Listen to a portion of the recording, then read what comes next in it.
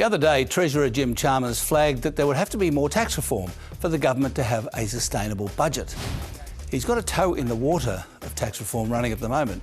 And our proposal to make superannuation tax concessions more equitable and more sustainable. Increasing the tax on superannuation earnings from balances above $3 million from 15 to 30%. And it's predictably getting ferocious opposition. The change will initially affect 0.5% of Australians. But let's talk about super and inheritance taxes. Next month is the 40th anniversary of the birth of compulsory superannuation in Australia. It was at the ACTU conference in July 1985 that Treasurer Paul Keating and ACTU Secretary Bill Kelty did a deal that included superannuation coverage for all workers. That would have been highly unlikely had it not been for Paul Keating. Thank you.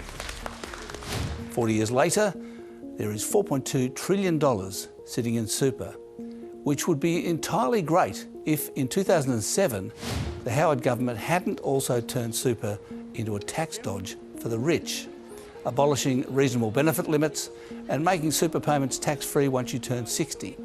As a result, the cost of the budget is now more than $50 billion and will soon fly past the cost of the age pension.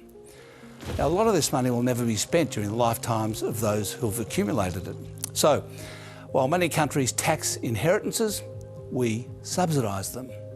More than 2/3 of super tax breaks flow to the top 20% of income earners. According to Tax Office records, dozens of self-managed super funds have more than $100 million in them. One is worth $1.6 billion. Tax concessions allow the wealthiest Australians to keep building their super after they retire, to pass on to their children rather than live on it, as Keating and Kelty intended.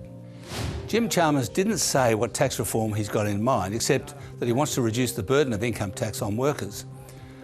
Reintroducing an inheritance tax 50 years after it was abolished would be courageous, yes, Minister, but he should make the tax system less of a subsidy for the children of the rich.